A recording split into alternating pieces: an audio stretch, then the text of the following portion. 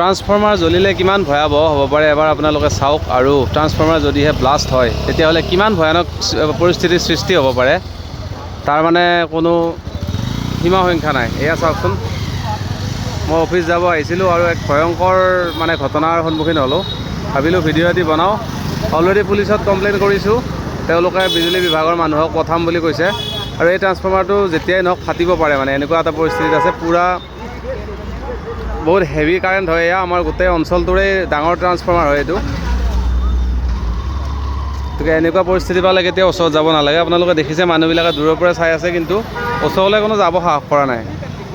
আৰু লগতে পানীৰ ফিল্টাৰ এটিও আছে, গতিকে অকস্মাত মানে পানীৰ ফিল্টাৰৰ লগত কানেকশ্যন হৈ গ'লেতো পানী খাব অহা মানুহো ইয়াতে জ্বলি যাব পাৰে।